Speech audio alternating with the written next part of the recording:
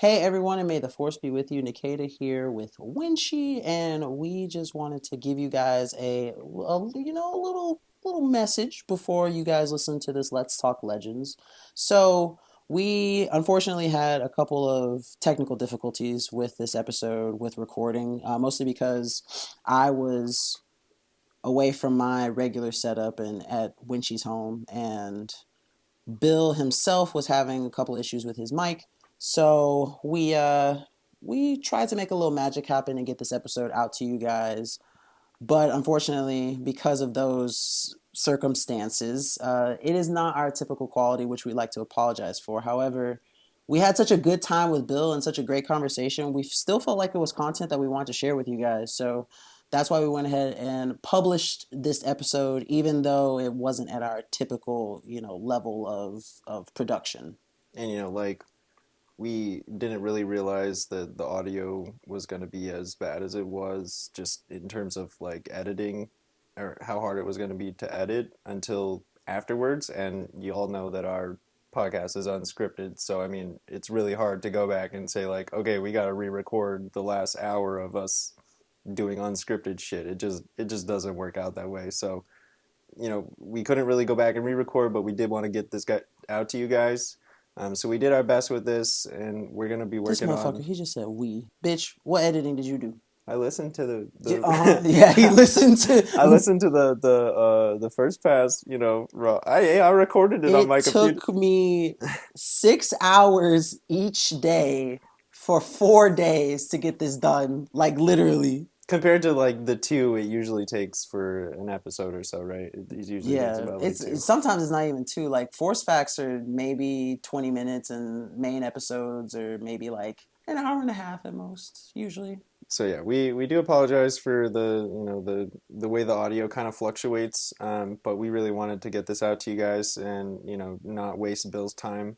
And next time we have him on, we're gonna have this stuff nailed down, so it won't be an issue. But yeah, we've got a plan this time. We've got a scripted plan. The script is we're gonna go to him.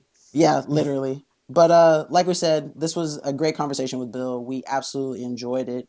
It's going to be a little about, what if the Empire, won at Yavin, and with super weapons at their disposal, would they be able to handle the threats that come in the Legends timeline later on? So we hope you guys enjoy. For our Legends fans out there, we know you'll like this one. For our, more Disney-oriented fans who want to know about Legends, we're sure you're going to like this one as well. So thank you guys for being here. Enjoy the episode, and we will see you on our next post.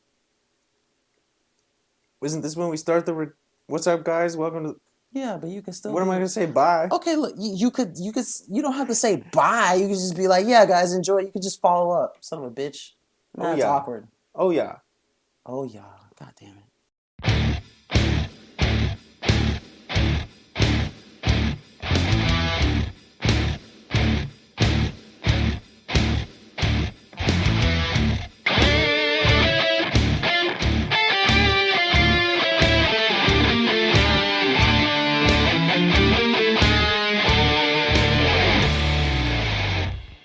Everyone, and welcome back to the Force Unscripted. It's your boy Nikita here with my host Winchie and our special guest Bill for our Let's Talk Legends segment. Thank you guys for tuning in. I'm super excited. We love it when Bill comes on the show. It's always a great time, and we get to nerd out, even though he dies on the weirdest fucking hills sometimes for some reason, but that's okay. I'm going to give a hill back to you here a little bit today. You just this is just for you making up for a hill I took from you last time. I'm giving you the hill back a little bit. So I can stab my flag into the top? Yes, actually, this is one you can totally stab your flag into the top of. But it's also going to stand on something that I've said for a long time about it too. But I'll give it back to you. All right, so well, just let the viewers know what we're talking about today. What's our Let's Talk Legends segment, Mr. Leader? So way back in yonder, when we first saw the plans for the Death Star on Geonosis. That was the first time we ever saw the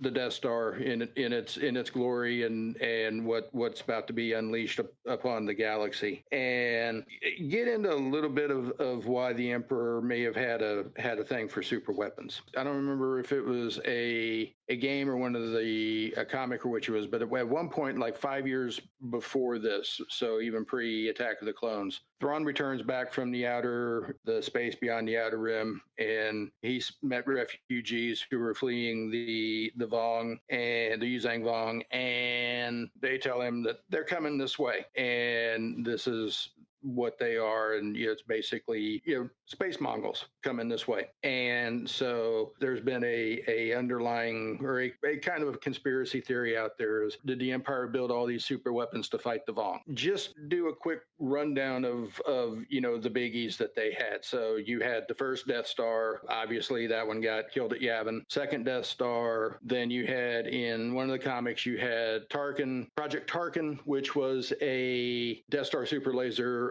morphed into a Star Destroyer hull. Quick question for you. Was that one of the Quizuck's projects inside of the Maw? Yes. I think that was one of the because all of these were done pretty much at the Maw installation. Once they lost the Maw installation, that pretty much shut down the Imperial superweapon pipeline. They didn't really have any more after that. So the only one that wasn't was Darksaber, but that one doesn't really count because. Oh God, don't remind me of that story, please.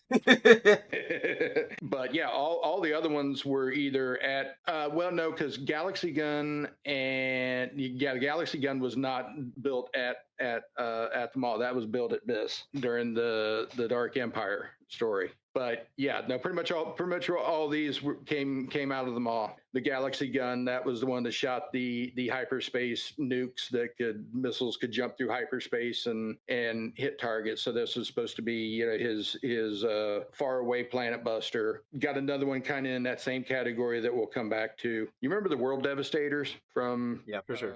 I think in the big scheme of things, they're kind of like that's the best the Empire could do for a super weapon is just something that can eat a planet slowly. The World Devastators was Thrawn attack on Mon Cal, right? That was Palpatine's attack. Oh, okay. You're right. But it was Mon Cal, though, yeah. Yeah, it attacked Mon Cal, and Lando got one of the Star Destroyers that the Republic eaten there again. Then you also there were a few attempts to put super lasers on a couple of Star Destroyers or on a couple of Super Star Destroyers. Then you had them starting to do they called it the Conqueror class, which is a standard destroyer that had kind of like a baby super laser on it. It couldn't do a whole planet, but it could basically nuke a continent.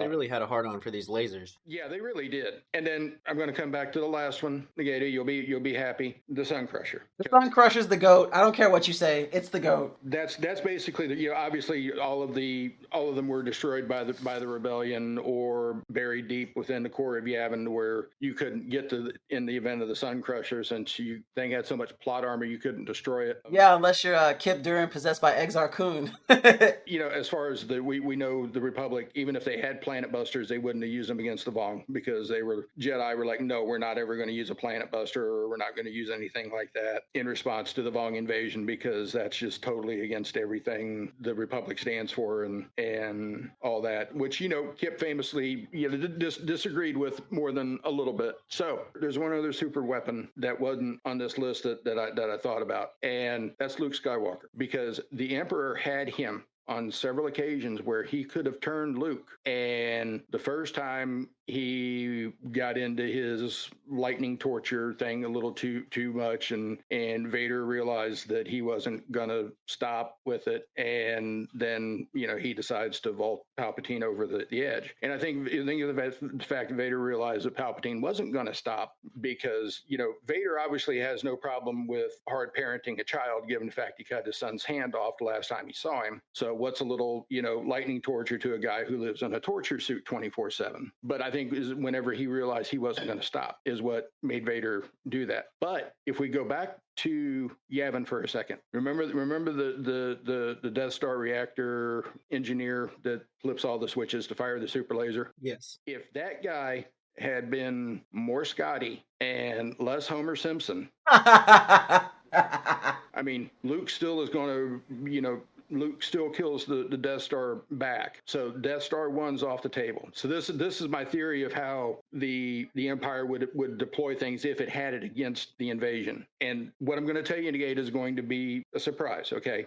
I promise you this. So if the Death Star nukes Yavin before the Death Star before Luke's torpedo hits, Leia's dead. Leia's out of the picture. Oh, absolutely. We fast forward to the raid on Endor. Leia's not there to ally with the Ewoks. The Ewoks do not enter the fight at the shield bunker. There's no cavalry for the rebels when they get ambushed by the stormtroopers that the Emperor has hidden. So the shield attack fails, and then the Imperial fleet just carves up what doesn't escape of the rebellion whenever it's realized that there's absolutely no chance at this. But I mean, okay, wait. But on the indoor thing though, like the Ewoks were like worshiping C-3PO before like Leia was doing her whole, smooth talking, get him to join us kind of thing. They had C-3PO up on a throne. He was also on Yavin. Oh, that's true. But the thing is, I don't think you even get to Endor if you nuke Yavin, because Mothma's gone, Dodonna's gone, Bel Iblis is gone, Leia's gone. What rebel movement do you have? Bel Iblis wasn't back yet. Oh, he wasn't? No, and Mon Mothma had left during Rogue One. So Mon Mothma was gone. The only two that were there that were really high up was Leia and Dodonna. I think, what about Draven too? Wasn't he there? Can we really count Draven? He's kind of an asshole, and he died to Vader in like 3 days later. Okay, fair. I mean, yeah, I still can see the rebellion still has it. It's not going to hurt the intelligence network significantly, because that wasn't run out of Yavin. They had that all throughout the organization. But Leia and 3PO keep the Ewoks from helping. So back to the second Death Star. Obviously, the second Death Star lives. Luke doesn't have that point of Leia whenever he's dueling Vader that makes him stop, where he thinks of his sister and is able to stop attacking Vader after he cut Vader's hand off. And now, granted, Luke does one of his trademark stupid Luke things, and he throws his fucking lightsaber away whenever the Emperor is coming down to talk to him. I'm like, no, don't throw your lightsaber away. You're as dumb as your father, losing your lightsaber all the time. So at this point, I would believe, and we see with Dark Empire in the Legends, Luke falls and becomes Palpatine's apprentice. So now we fast forward to when Thrawn comes back. Seeing as how he's one of the few non-humans that Palpatine trusts, I would kind of expect him to kind of like, okay, if this is my threat after post rebellion, is this invasion coming? Yeah, we're going to turn towards meeting that invasion. So Thrawn comes back, talks to Palpatine, tells him the Vong's coming, and this is how we need to change Imperial military as a result. And seeing as how he's already put this much faith in Thrawn and what Thrawn's finding out, I fully could see him just making Thrawn a warlord and giving him the Imperial Army, Imperial Navy to do whatever he needs to. I mean, and yeah, we see in like the Hand of Thrawn duology, Thrawn was doing some work outside, like the areas where like past the Chiss ascendancy and where like the Yuuzhan Vong could have come from. Like there was basically a second empire outside of the galactic, whatever galaxy, the name of the galaxy is outside of that. So like I'm of the mind that like if the Empire controlled the galaxy at the time of the Yuuzhan Vong threat, like as soon as they enter the galactic ring, like I think Palpatine just takes care of it from the get-go. I agree with you, and for one reason, the Sun Crusher exists. Every other one of the super weapons that they have, the Vong would be able to answer. The Death Star the Vong would be able to answer. I mean, the Death Star would be a suicide run. It's like we're destroying this at the cost of this battle station, because the Vong are not going to let it escape, and they're going to throw everything they can at it to destroy it. And they're not. Okay, I have one counter to what you said about just the Sun Crusher. Hear me out. I have Palpatine. I don't think it didn't seem like it would be focused enough to, because the thing that I think that the super weapon would have to do would be, it would have to scare the Vong so much that they believe that this is the Vong religion is like, we're strong, we're gonna do this until we get punched in the face and you prove that you're stronger than me, and then we go hide on a planet that our God gave us. So the Eye of Palpatine, I don't think would be of that. I think it would be one of those things that they would counter it very quickly. I think the Sun Crusher stops them cold there if they nova that star. And the Vong's first encounter with them is these people are able to kill stars, and the Sun Crusher is so small and the torpedoes are so small that it evades their sensors, that it's basically all but undetectable because of how small it is and how far away it can fire, and be gone before they even have a clue that the sun has gone critical. Do you think Palpatine would? Okay, I don't even. That's a dumb question because Palpatine would absolutely sacrifice the system to stop the Vong. He'd sacrifice half the galaxy. Yeah, He don't care. He's in charge. It's like, fuck. That's like, half the mouse to feed. Just Thanos it. Not Thanos. Well, because here's and yes, absolutely, him, Thrawn or Palpatine, knowing the threat that the Vong are. Thrawn in particular, I don't think Thrawn would have a problem sacrificing an outer rim planet. I think he would go probably as far as to do some of the mid rim planets too, just like when the Vong pushed Corward through Fondor, and they skipped Corellia because they knew that center point existed. Oh, which that's another interesting thing. If the Empire never fell, you never had showdown at center point, so nobody knows center point is a weapon. Okay, so the Vong wouldn't know to avoid Corellia because of what they learned about center point. They would attack Corellia if that would be one that would be a candidate for being sun crushed. So you sun crush Corellia, what gets destroyed in the Nova besides Corellia? Centerpoint was used in the Vong invasion, right? And it's the one time they activated and it fucked up the Hapen fleet, or was that outside of the Vong War? You know what I'm talking about? That was showdown at Centerpoint. No, the one that was during the Vong War, Anakin fired it. Right. Okay. It wouldn't have been a weapon that the Empire would have had. If you Nova Corellia, Centerpoint gets destroyed. What happens when Centerpoint gets destroyed? Who comes out to play? Is it Abaloth? Abaloth. No. Yeah. Okay. That's what I was thinking. Yeah, I was like, isn't it she's trapped in the mall? Yeah. Yep. And then Palpatine has to deal with Abaloth. And oh God, do you think Palpatine could handle Abaloth? Like I agree that he could handle the Vong. I'm not sure that he could handle Abaloth. I think Abaloth possesses him. I was gonna say I think they're gonna join the fuck up. Ooh, that's a scary thought. A Palpatine Abaloth merger. Fuck. All because you got Homer Simpson instead of Scotty on the reactor for the first Death Star. That's the shatter point for that torpedo shot right there. If that's a shatter point for that torpedo shot. Was it a split second too soon or a split second too late? Which way did that coin flip go? I don't think they built them as a counter to the super weapon. I think he built them solely for just overwhelming force, for subjugation and all the fear, ruling by fear tactics that they had. I don't think any of the and even the Sun Crusher does. The existence of the Sun Crusher would be a bonus, but it would just be one of those that would just be a pure surprise, like what Kip did with the first time when he fired it over, what was it, Cardia? Everybody's dead. They don't know it. And that would be the type of weapon that the Empire would use it for. They wouldn't use it. I mean, they would use it strategically if they needed to, but, like all their things, I think were largely designed as terror weapon or, mass force projection. And see, like I'm of that same mind, because I feel like, yes, they did not create this for some extra galactic threat, but had it happened, it would have been a damn good resource to have. One of the things that I was really curious about too is like, what would Palpatine's response to the ssi'ruuk have been in the situation at the Truce at Bakura, right? Because they were also extra galactic. I think he would have been as xenophobic towards them as he would have been towards anything else. But would Leia have had any cause in the contact with the Bakorans? Because I don't. Well, you wouldn't have Leia, right? Because she would have died at Yavin. So, and then you also never get Anakin Skywalker appearing as a Force ghost.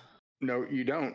But then, the other interesting thing that you get into with Force Ghost Palpatine loop, where he became a Force Ghost and he repossessed somebody. He became a Force Ghost and he repossessed somebody. He became a Force Ghost and like, okay, we got it. Let's move on. When they were doing that loop, if Luke had become his apprentice, he would have been Mara Jade earlier. Now, granted, you wouldn't have had the Solo twins, but you would have had Luke and Mara's children. You could have had Jason and Jaina be theirs, and then Ben is the youngest kid, and then Ben becomes the Anakin that Palps wants to possess when he's about to die again. And, you know, there's a whole lot of stuff you can get into, like dark side Luke. If Sith Luke has killed Palpatine by the time Abaloth comes out, how does dark Jedi Luke handle Abaloth at the head of like a Sith Empire? Because he doesn't have any of the attachment to the light side. All the Jedi are gone.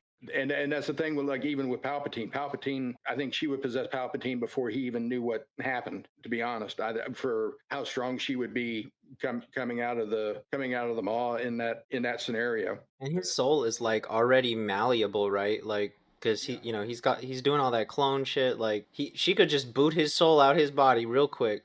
And it would be just like how he says, like, I just take control of this person, and, you know, I kick them out of their body, and now I have their body. The your soul is mine thing, kind of. Yeah, she would do that. I don't think she would blink to do it to him either, because for how strong she would be. From the time she came out of the maw, she was fighting Luke and Ben almost at every step. She was fighting Luke and Ben, and then she was also fighting the dark, like the lost Sith, right? Like, yeah, she was fighting both sides. I feel like Sith, like dark side Luke, if he killed Palpatine and like took over, I feel like he still would have had the potential he had more potential to be Abaloth than Palpatine did as like Emperor.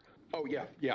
I would agree with that. No, Palpatine and Abaloth is Abaloth taking over Palpatine and ruling at the head of a Sith Empire that's now ruled by, you know, the embodiment of the dark side. Yeah, I think Luke it wouldn't have been the same. Like, when he beat Abaloth, you know, he's like fully immersed in the light side of the Force. He's basically like a god almost, right? But if he's going full dark side, I think it'd be the same thing. He's going to be fully immersed in the dark side, channeling you are not going to be, you know, you're not going to take my place. I'm going to use my maximum like potential, power, everything. Just, it's going to be dark side instead of light side. I think he's still just, it's going to be more of like a struggle of wills and less of like a actual battle. Because, I mean, she's just going to go straight for the possession route, right? Mm-hmm. But I still think he wins. He didn't have any of the light side stuff like flow walking or any of the other stuff, the spiritual stuff, that if he was just solely the Sith side, that they needed to use. Because remember, they basically had to combine dark side and light side powers to, you know, bind her again, basically. He wouldn't have the light side knowledge, or there wouldn't be any light siders to help him at that point. I think I think it comes back there more, it's like he would be that dark side force of nature that he was as the Grand Master, but you got two Darksiders fighting to see who's the most Darksidiest. Yeah, no, you're absolutely right. I think, so, like, it'd be a little different. I mean, Luke would have had, like, 20, 30 years. If he usurped Palpatine's position, right? Like, he would have had a lot of time to be developing his skills in the dark side, almost a similar amount of time he had developing his light side. But he has no knowledge of like essence transfer. He has no knowledge of how to extend his life. So using the dark side is just going to age the fuck out of him. But if he has access to all of Palpatine's like resources, he has the holocrons, he has the other stuff like that he has Palpatine's like knowledge, right?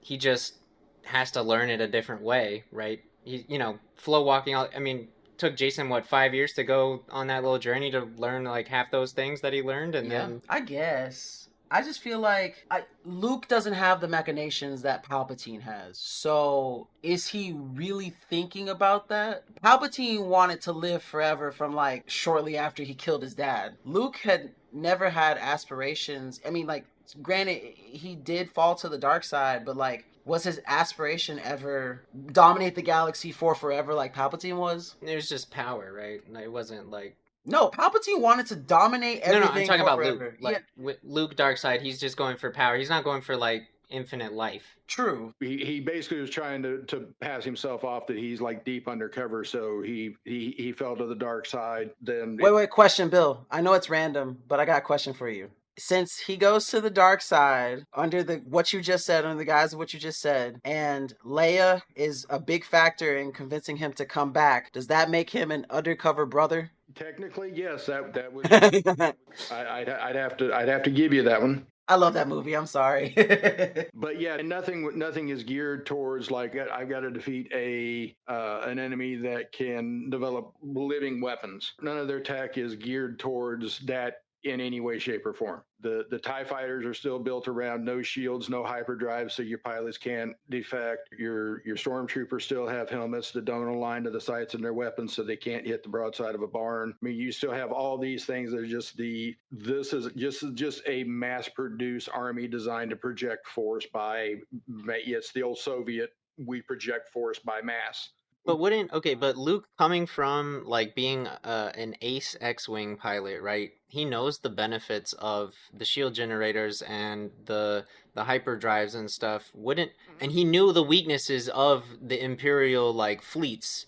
Wouldn't he like invest some of those resources to shore up the weaknesses that he was taking advantage of when he was part of the rebellion? Well, when you get into the specialized TIE fighters, I mean, you see that in all of them. Any of the Defender, the Phantom, some of the squints that are used by like officers or, special forces stuff, they've got shields. So, I mean, ships that good pilots that manage not to die in their TIE fighters who can have proven to be on the upper end of like rebel pilots flying X-wings. Or didn't one of the Fells have a modified TIE? Yeah, Suntir did. Yeah, okay, that's what I thought. Yeah, his had shields on it. There's no way you could realistically have a force the size of the Empires and have every ship, I mean, even be like past like an ARC 170, because the New Republic military started bending under how good the fighters were during the Clone Wars as far from a tech standpoint. And these are fighters flown by clones, and they've got shields heavier than till you get like towards the X-wing. And so you see the Empire go from, we're going to have the specialist ships, to we need a lot of ships, then I don't care how many of them come back, to we need the fewer better ships than the mass-produced death balls. But all that money for the Death Stars and those huge ass Star Destroyer fleets, that money's got to come from somewhere. And Fighter Corps, their ships aren't as big, as impressive as a Star Destroyer is. So, but yeah, for specialized ships, absolutely, Luke would. And like his ship, I mean, Vader's ship had shields and a hyperdrive and the X1. You get into like the TIE Phantoms had them, the Defenders had them. When it comes to, but like just going back to like if the Yuuzhan Vong attack and Emperor Palpatine is the power B for the galaxy, where do you think the Vong invasion stops before Palpatine completely and utterly annihilates it?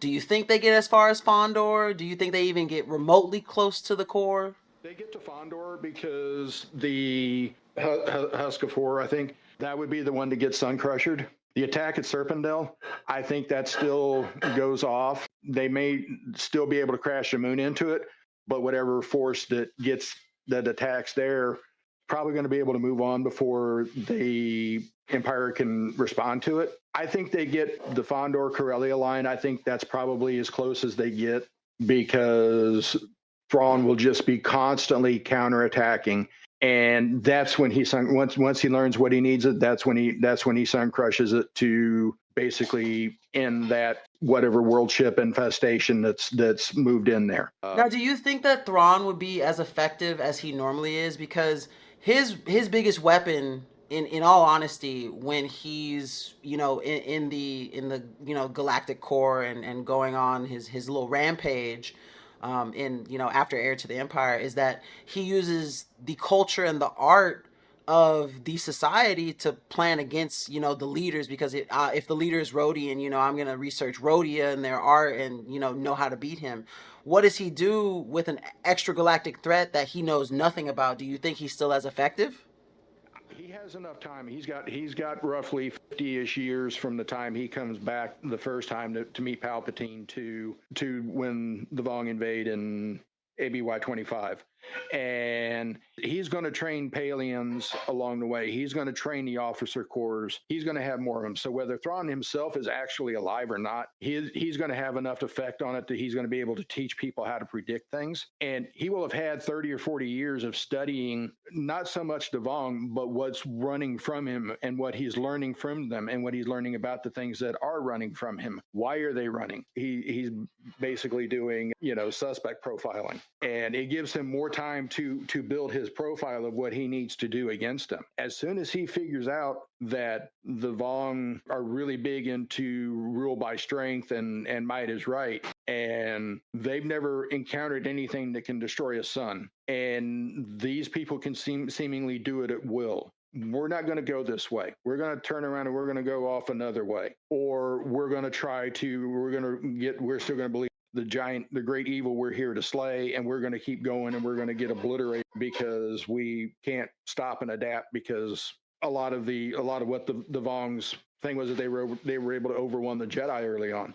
So the Jedi were entirely ineffective against the Vong. Well, not entirely, but mostly ineffective against the Vong early on. So they would have really had no great advantage against the Empire like that, because you would not have Jedi equivalent in the Empire that is probably as militarized as what the Jedi are. I don't think Palpatine would allow it, because if they got organized and aren't ready to take me out at will, Palpatine's not going to have a large dark Jedi core like what the New Republic and the Galactic Alliance had.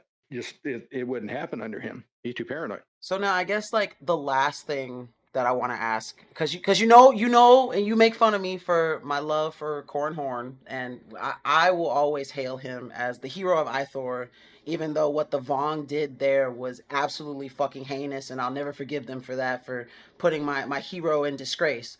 But do you think that the Empire is susceptible to a similar situation that happened in Ithor, where they come under the guise of like either a treaty or like an agreement or like, something, and they backstab the Empire and something critical happens where they lose a lot of momentum, such as like Thrawn dying or Palayan, having a fleet just at his hand just fall to dust. Like, do you think that the Empire is susceptible to the same ploy? They would get away with it once. And whatever planet it was that betrayed the Empire in that manner would be subjected to probably about every bad thing the Empire has to do to a planet, whether it's the Death Star 2 comes out, or the Sun Crusher comes to visit them, or you get the Galaxy Gun, or by the way, I want to go back to the Galaxy Gun for a minute, for 1 second, because I got to give the OG psychopath R2 props for taking out an Imperial superweapon with a super Star Destroyer. If you want to get into like your droid body count wise, he learned well from Anakin on stacked bodies. And war crimes. Don't forget war crimes. Probably where R2 learned his best material. Matter of fact, there's one scene in the Dark Empire comic, because I went back and looked at some of it because I wanted to check the Leia stuff for it. There's one panel where Luke is bending the knee to Palpatine and pledging himself as his apprentice, and R2 in the same panel, his thought bubble over him literally is, "What the fuck?" And it's like, okay, even back then, R2 is like, "Dude, I watched this shit with your dad. You're doing the same stuff. What is it with you guys?" I mean, it corrupts absolutely. Well, it's just like, how dumb are you Skywalker boys? Bro, and he takes it into, like, one thing that I love about R2, one of my favorite moments is, like, the last thing that he ever hears from Anakin is R2 stay with the ship. So when Cloud City comes around and Luke is like, R2 stay with the ship, it's like, nah, I know what you motherfucking Skywalkers do. I'm coming with you, bitch. He totally would see the same situation. You saw the same thing with the Emperor, that, the last time the Emperor lit Jedi up with Force lightning, Vader just stood right beside it, and no problem. I'm going to cut the dude's arm off first so you can do it. And then, he'd already cut Luke's arm off first, and then Palpatine was doing it, except Vader was, I was okay with you doing this, but you're not going to stop before you kill my boy, and I'm not cool with you killing my boy. He's too important. and then, over the edge goes Palpatine. And duly so. But I think that's all the time we have for today's segment. Bill, once again, thank you so much for being here. We love talking with you, man. Like, it is absolutely fantastic to get to delve into the Legends world, because it's not something we can do with Exotic, our other co-host. I don't think you've met him, but he basically only knows like the video games and the Clone Wars. Outside of that, he can't talk Legends with me and Winchie, and me and Winchie always talk. So it's nice to have like another older, more seasoned, opinion on Legend stuff. And I know we don't always see eye to eye on the opinions, like with the Sun Crusher and Corin, but we really appreciate you being here, man. Thank you so much. You're welcome. And always glad to be on the show. Glad to do it, and hope to be back again. Oh, this is our show, but this is your segment for the most part, man. So for all the listeners out there, guys, make sure you tune in at least once a month. We're trying to get these Let's Talk Legends in segments with Bill. If you have any kind of suggestions, if you're a Legends fan out there and you want to talk about, anything from the Legends timeline, a comparison to canon, or just get going into these like what ifs, we absolutely love getting to talk like this. Please feel free to suggest stuff. Yeah, and I'm happy to talk about anything of it. So any questions you got, anything like. I've seen a lot of people now. It's like, okay, how do I start with the Legends books now? Because apparently something sparked interest in the Legends books with younger people now. So trying to steer them towards, okay, here's where you start. Here's stuff to stay away from at first, and so yeah, if you anything like that, anything anybody's got questions about or wants to spitball, Will do. Yeah, and if like we said, if y'all got any of those kinds of questions, things you want us to talk about, just slap a little review or comment on our website on the ask or contact us page or review page. Just pop one of those in there. We see them all. You can leave a voice note. We've gotten a couple of those and we've answered y'all's questions on the podcast. But yeah, drop a note on the website, theforceunscripted.com, and we'll make sure to cover that in either our Let's Talk Legends or our normal segments. And thank you guys for chilling with us. This has been the Force Unscripted with our boy Bill. And make sure to follow us on all the socials. Twitter, formerly known as X, Facebook, Instagram, Blue Sky, YouTube, the website, anywhere you get your podcast fix. Stop stealing my fucking lines. I mean, I'm going to forget it if I don't do the scripted, 10 of them, so. So either you're forgetful or a thief. Neither of those are redeeming qualities for you, buddy. I have many more redeeming qualities. All right, guys, thank you so much for tuning in. May the Force be with you, and we'll catch you all in the next episode. Retoshemi. May the Force be with you.